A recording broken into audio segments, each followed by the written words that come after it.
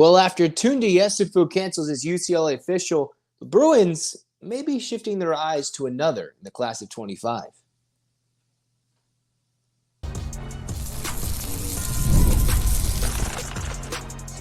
You are Locked On UCLA, your daily podcast on the UCLA Bruins. Part of the Locked On Podcast Network, your team every day. Welcome, everybody, to this edition of the Locked On UCLA podcast. I'm your host, Zach Anderson Yoxsimer.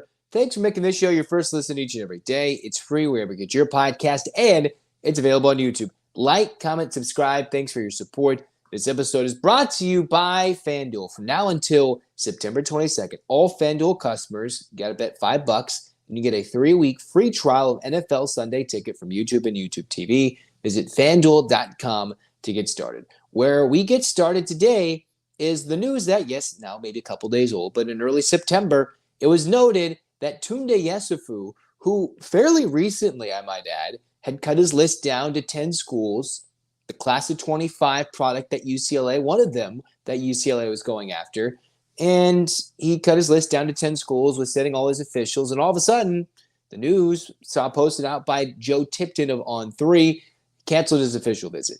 Prior to that, he canceled his official to Tennessee, moved up his Arizona State one, and now UCLA seemingly out of the running for a big-time recruit in the class of 25. But something that must be noted is if you're looking a little deeper into guys who are the same position, same class that UCLA is going after, Nik Khamenia out of Harvard Westlake, UCLA has their tabs on him as well, right? I talked about Nwuli a little bit. Yessoufou seemed like an uphill struggle in the recruiting battle to get him. He was going to go to Big Blue Madness for Kentucky, and now he's canceled his official visit, which means it's not officially done because, as we've seen in this day and age, you can be committed, decommitted, coaches get fired, and everything can go wrong. They're out of the running at this stage of the game, basically, right? Now, for Khamenia, the Harvard Westlake kid who was a high school teammate of Trent Perry, right? Current UCLA signee, current UCLA freshman, Gatorade California Player of the Year, who, if he has a good year with Mick Cronin, he's going to be elbowing, saying, hey, what about we get my high school teammate here, right? UCLA did that with the Centennial kids from Devin Williams to Eric Freeney in the 23-24 classes. They might do that with the 24-25 classes with even more talent getting Perry. And then Khamenia, that type of player UCLA is probably going to be missing from their roster once Stefanovic and Kobe Johnson move on. And yes, they do have a taller guy in Dominic Harris, but they probably want someone who's more of a 3 than Dominic Harris is, even though he's got 2 years of eligibility, right? So you got a kid who, according to On3, you look at On3, you see the prediction model. It's very close between all the other schools, right? Khamenia's down towards 5 or 6 schools, just like how Yessoufou was naming his top 10, which doesn't mean much until you get your final 3 and you finally sign that national letter of intent to go to school. UCLA currently is the favored projected team to get Khamenia, who I would think UCLA in their own backyard, battling the likes of Arizona, Gonzaga, North Carolina, to name a few. That's a big-time battle UCLA can prove and flex their muscle to future recruits and probably internally to Mick Cronin. After they did a lot in the transfer portal, they're able to snag Trent Perry, Harvard Westlake. Where's this kid from? Harvard Westlake, all right? And while I've talked a little bit about Chris Nwuli, I was looking at him. He's the taller of the 3 prospects. UCLA, if you look at the recruiting cycle, a little warm on between the Khamenias, the Yessoufous, and Nwuli's. Nwuli's projected big percentage in favor of Ohio State, another Big Ten rival for UCLA. But Khamenia, while it seems like for a kid who's top 5 in the state of California, small forward position, that 6'6" type of player UCLA is going to need going forward. And while I'm not sure the Bruins are going to stack their class of 25, they're certainly going to need to hit on the 1 or 2 recruits they get beyond what Cronin wants to attempt to do in the portal. And yes, in basketball, because rosters are so small, with the NAL growing in this game, and guys maybe sticking around a year or 2 longer than they did in the one and done era. I'm not sure. We're not in that one and done era anymore. Guys sticking around a year or 2 longer to use that COVID eligibility here and then. UCLA might benefit from a good portion of this roster hopefully coming back. All right. And you never know what UCLA could do in the portal beyond that, but they must hit, I think, at least on getting somebody young, getting a freshman in the class of 25. Khamenia could have worked. Yessoufou could have worked. Nwuli, all guys the Bruins were kind of in on. But I think Khamenia right now, 4-star product, top 30 kid nationally. If you're looking at on 3, you can use your different metrics, whether he's top 30, top 35, whatever. This is a good ball player who can score, get to the cup, and the Bruins would love to have him. Not that they shouldn't go get a proven transfer portal guy as well to add to the depth. Cronin, now in this day and age where the scholarships will be expanding the 215 to match what it is in women's basketball, UCLA now favored at the moment, just very ever so slightly. A couple percentage points over Arizona, who can make that turn on a dime. So can Gonzaga, and so can North Carolina. And I'm not sure it's this early in the game to truly proclaim something, but it's significant. One's falling off, another one's favored somewhere else. UCLA is honing in on who they want, and they're in his own backyard, right? With the high school teammate on the roster.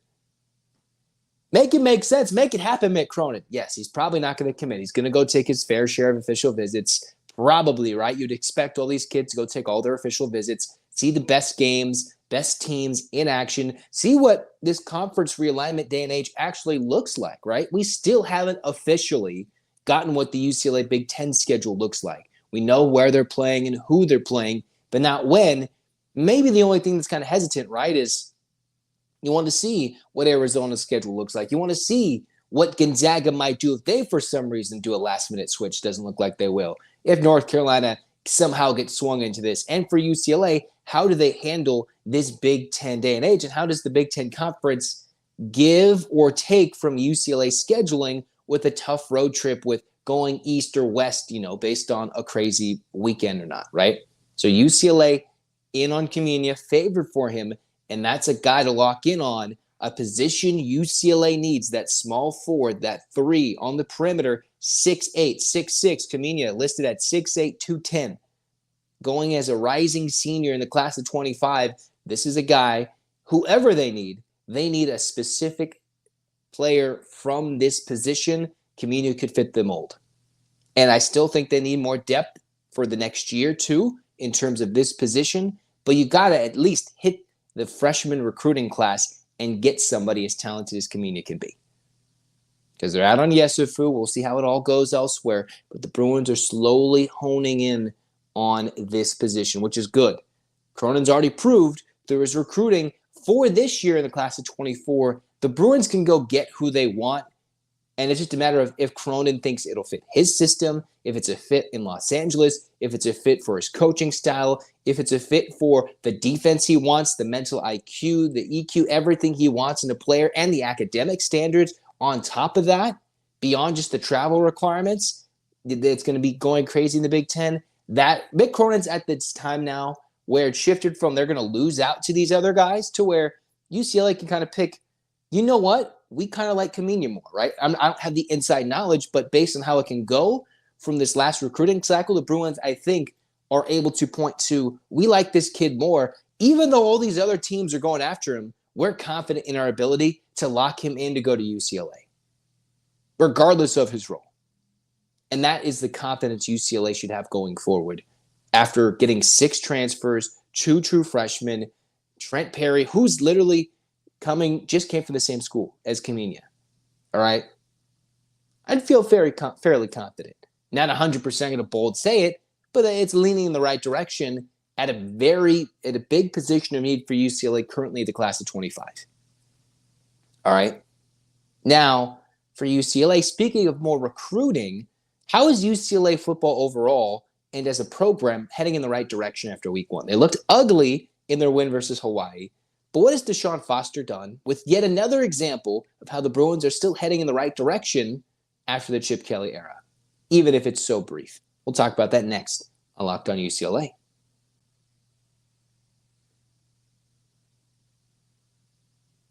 Again and again, you've heard us talk a lot about FanDuel, but listen one more time, because FanDuel is America's #1 sports book. And this time, we've got a little something different for you, because from now until September 22nd, All FanDuel customers can bet $5 to get a 3-week free trial of NFL Sunday Ticket from YouTube and YouTube TV. All you need is a YouTube TV base plan after that, and you'll be able to watch every regular season Sunday afternoon out-of-market game. And all you need is a Google account and a current form of payment, and you can cancel anytime. And if that's not enough, FanDuel also has something special for our listeners this weekend. Be sure to check out FanDuel's Profit Boost in the app and use it for FanDuel's double your winnings for all Sunday, September 8th, pre-game moneyline bets. Profit Boost will be starting Friday, September 6th. View your account page now to learn more about your boost. Visit FanDuel.com to download America's #1 sportsbook.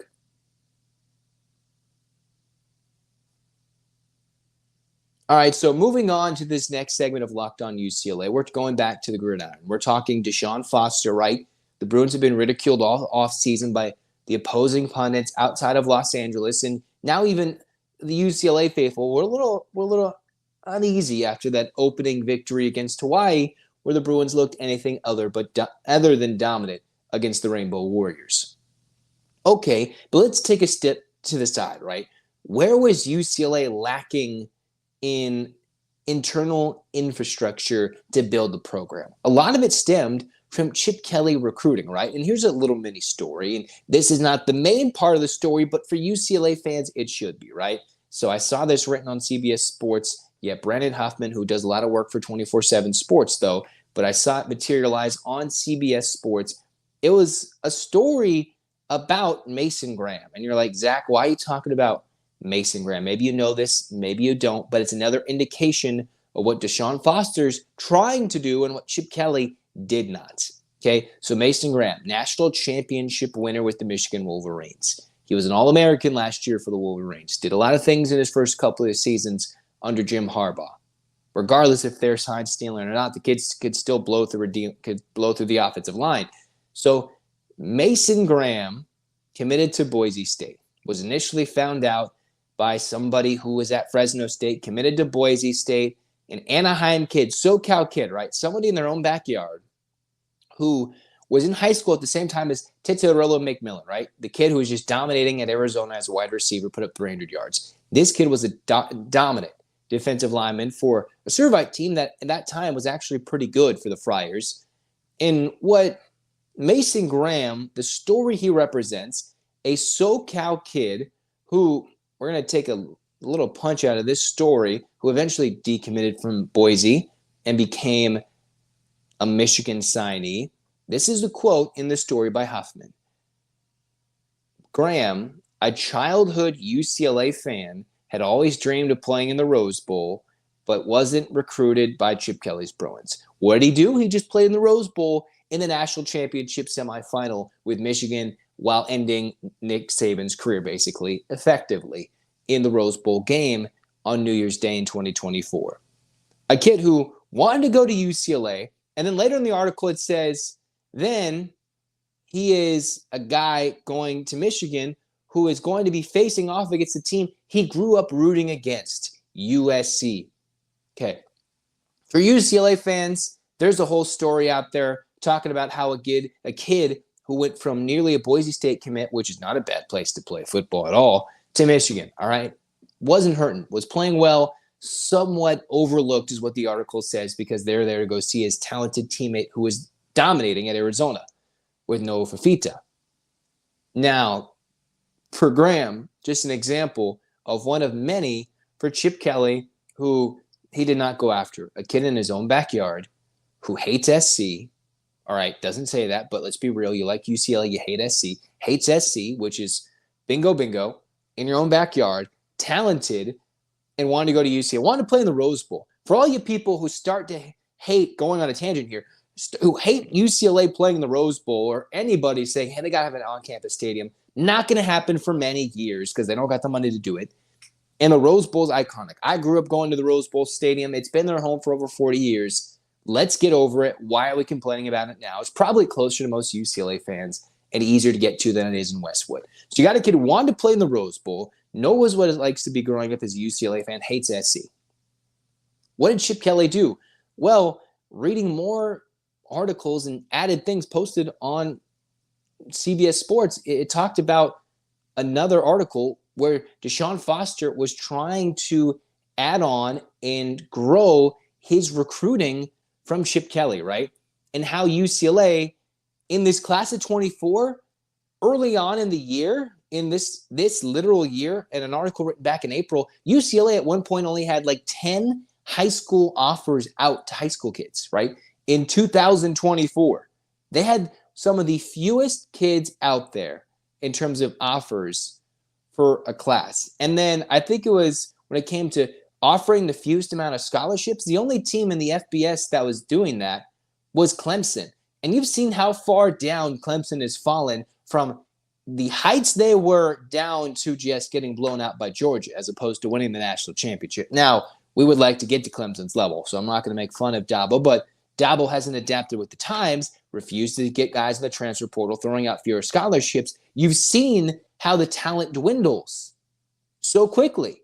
And yes, they can go make a CF, whatever Clemson's going to do, but you can see how it's dwindled. Chip Kelly refused to do that. You bring in Deshaun Foster, who we already saw from April to June into July, did a lot of work throwing out offers, getting commits. In the first couple of months, the class of 25 had over 70 plus scholarship offers, more than 20 plus official visits.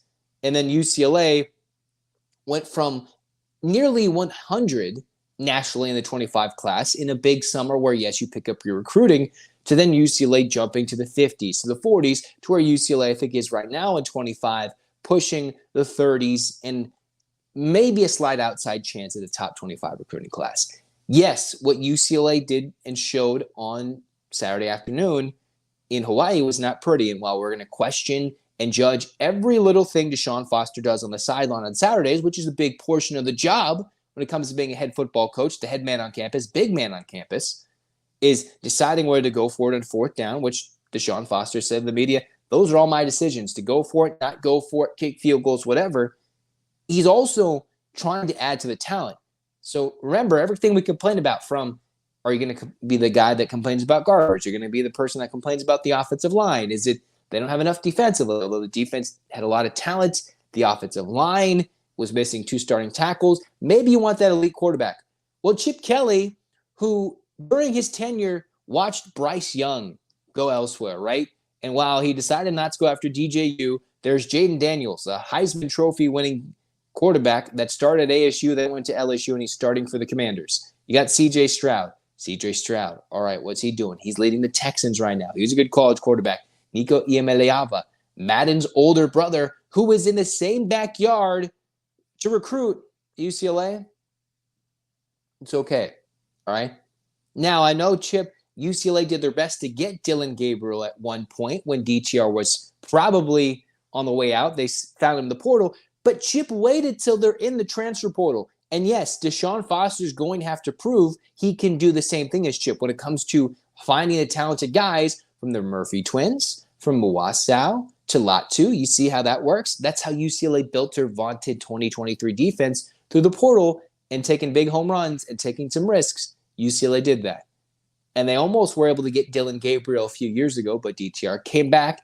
Even their starting quarterback right now, Ethan Garbers, came via the portal, although a little different story. Was it a year at Washington and then wanted to come back home, a COVID year? It's a little different story between Garbers versus the majority of the guys you get.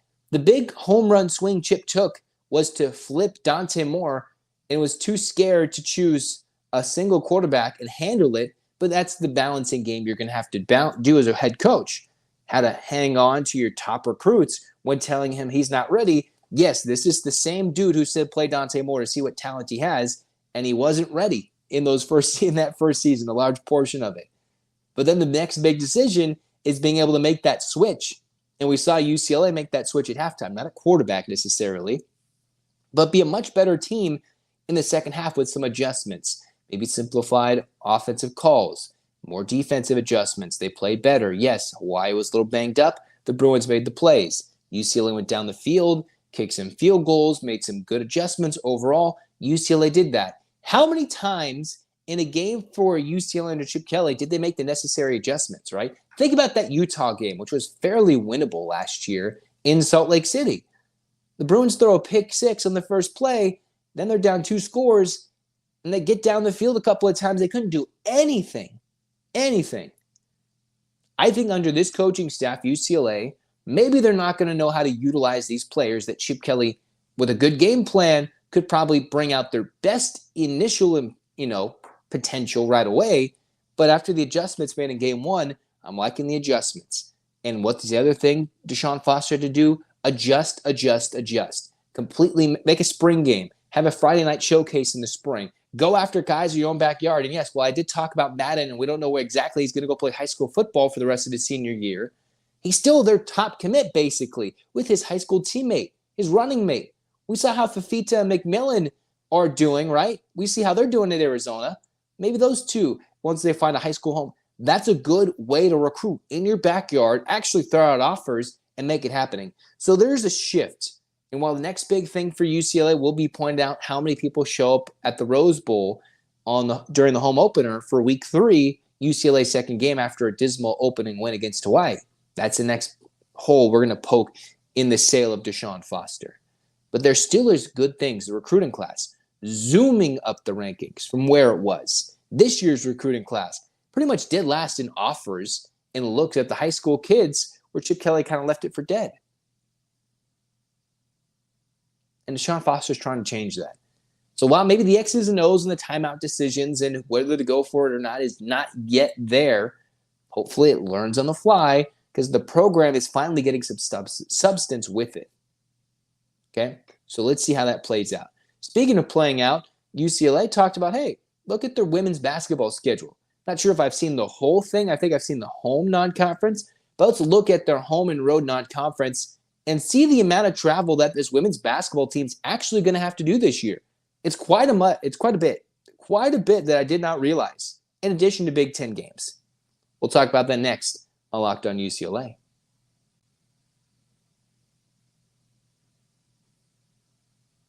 Whether you're hiring for your small business or you want to find quality professionals that are right for the role, you're going to want to check out LinkedIn Jobs. LinkedIn Jobs has the tools to help find the right professionals for your team faster and for free. It's not just another job board. Get that out of your mind, okay? It helps you hire professionals you can't find anywhere else. And even those who aren't actively searching for a new job but might be open to the perfect role. Heck, sometimes I'm just sitting there scrolling LinkedIn. You never know, right? Adding on to the portfolio. You see jobs over, like, ooh, I like that. They'll pop up on LinkedIn. 70% of LinkedIn users don't visit other leading job sites. Lord knows I don't. So if you're not looking on LinkedIn, you're looking in the wrong place. And you can find a qualified candidate within 24 hours if you're a small business as well. Hire professionals like a professional on LinkedIn. Post your job for free at linkedin.com/lockedoncollege. That's linkedin.com/lockedoncollege to post your job for free. Terms and conditions apply.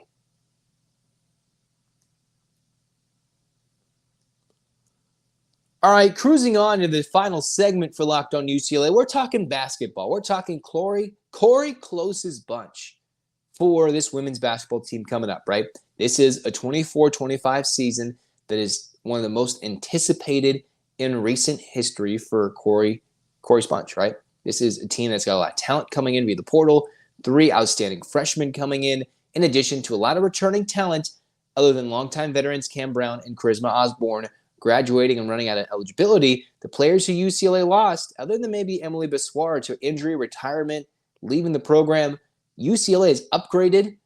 And we can't forget that as much as I want to talk about Mick Cronin upgrading, Corey's team, UCLA's team, the Bruins, who are trying to get over that hump to get deeper in the tournament, this is a team that is really good and was top 10, top 5 good last year. And I think only got better and deeper this year.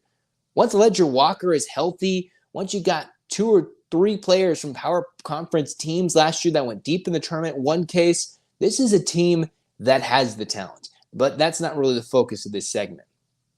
The women's account posted on social media. I'm not sure if I've seen the whole schedule yet, but here it is. I've seen it in pieces. And of course, you see them release the schedule. Not every team's released every single game in their winter calendar just yet. Let's take a look. Remember, UCLA, the women start in Paris. They start in Paris. No, we're not talking about in like SoCal, right? The Perris Paris. We're talking actual Paris with the We Play. All right? They are playing Louisville in Paris. Then they come home, and they got 4 straight home games. That's fair enough, right? You get Colgate, Pepperdine, and then 2 big home games to swing around with. Arkansas, the return of the home and home, and then you've got South Carolina. All right?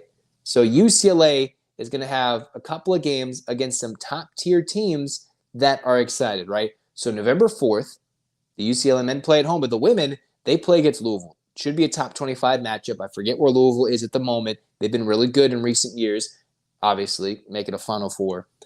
That will be a big game, an early test for the Bruins. Colgate at home November 10th and the 12th. You wait a few days, you get Arkansas, and right before Thanksgiving, a week later, a showdown against South Carolina, returning that home game that UCLA gave a couple of years ago, returning that from 22 or late 21. UCLA takes on the Gamecocks, who are the defending champs, undefeated. And there's a good chance at that point, South Carolina still hasn't lost a game. They could have a winning streak that dates back to the Final Four in 2023. So UCLA could try and snap a huge winning streak at that point. That's just a slate of 4 games. And what I'm talking about is the travel. UCLA plays Louisville. Then, right after Thanksgiving, UCLA is going to the Rainbow Wahine Showdown, which means they're also going to Honolulu. All right? So you had the men's team last year going to Maui. You had this year's football team, who was the talk about how many miles you have to travel, right? They have to go to Hawaii, Louisiana. They're going to Nebraska, New Jersey. They're going to Pennsylvania. They're going all over the place. The women are going to France. Then they get a few days off. I'm not sure how about that turnaround from the West Coast to France. And then they're going to go to Hawaii, play 3 games there, I believe, against UT Martin, Fresno State, and Hawaii. I think it's back-to-back-to-back. Simulate a conference tournament-like scenario, right? Get to that tournament idea where you're going to play a couple of games.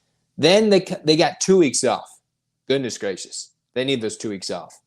So you're going to go to Hawaii, play a bunch of games, right? It's not like, all right, a football game ball. They're going to be there for a few days and play a few games. Then they play Long Beach at the Walter Pyramid, one of the most unique, one of my favorite venues to go to. Then they come back and host after being gone for 20-plus days away from Pauley Pavilion. They get to play a game against Cal Poly December 16th, a couple days later. And then, oh, by the way, a few days later before the, maybe the winter break, probably as they finish finals in the winter-fall quarter, they go to play in the Bay Area for good measure against Creighton in what is called the Invisalign Bay Area Women's Classic. I think there's a couple of games. So UCLA goes for the Aflac We Play to take on Louisville. They're going to take on Creighton in the Bay Area. So they still have to get on a flight. Easy to get to the Bay Area from LA, but still another flight. Go to Hawaii, in addition to all the Big Ten games they're going to play. All right? That is lots of travel. All right? And I think, yes, while the men, they're going to have to do quite a bit of traveling, right? Little plane here, they go to New York. They're going to get to, Vegas or Henderson. They'll go to Phoenix. All right? It's not going to match going to Paris, playing 6 days later, then going to Hawaii, playing 3 games, coming back, going to the Bay Area, and then probably before the end of the new year, there will be the beginning of the Big Ten schedule. And yes, they have to play USC twice. They're going to. That's a top 5 team in the country. They play the reigning number 1 team in the country, number 2 team in the country in South Carolina. Louisville's always very good. Arkansas was a scrappy battle last year. Creighton, man, that'll be a fun one. And only a couple of those will be at home. And then a Big Ten slate where I don't have it at the top of my head, but there's still travel to be had. You could argue, yes, we're wondering about one team with a lot of travel. This women's team this year is going to travel quite a bit with a loaded schedule that is getting more loaded by the minute that I see it, right? So what I'm expecting is you see 5 home games, you see 5 home games for UCLA, right? 5 non-conference home games. You have 2 true road games against Hawaii and Long Beach with 4 neutral site games. Interesting. It'll be interesting if I've got that correct. So about 9 non-conference games. If you expect about 18 Big Ten games, it'll be intense. Intense.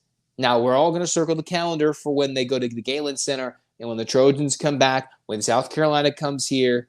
Maybe you're going to Paris. Maybe you're going to the Bay Area, UCLA fans. If you're up there, go cheer them on against Creighton. but still it'll be an intense travel schedule that you wonder if UCLA can maintain the energy throughout the season for all these teams that are making the travel. It's supposed to be different with charter flights and everything. Yes, it'll be different. But maintaining the energy from going to literal France, going to Hawaii in like 3 weeks' time. That is quite the schedule. I think that's more brutal than what the football team's doing. Let's keep an eye on that. How UCLA, yes, they do get 2 weeks of recovery after the Hawaii trip, but not that much after starting off against Louisville in the Aflac We Play Challenge, all right? That is huge, and that should not be understated for the UCLA team to be playing in France, which we already knew, and then going to Hawaii, and then all these things. Bring it on. Let's get over the hump. Let's get to the Final Four. Let's get to the Elite Eight. Let's shock everybody and win a freaking national title. Let's do it. It'll be entertaining to say the least, all right? Which means we should get our hands up, Bruins fans. 8 clap time, baby. Excited for this one. And 1, 2, 3, 4, 5, 6, 7, 8. UCLA. UCLA. Fight, fight, fight. This has been Locked On UCLA. Zach signing off. Go Bruins.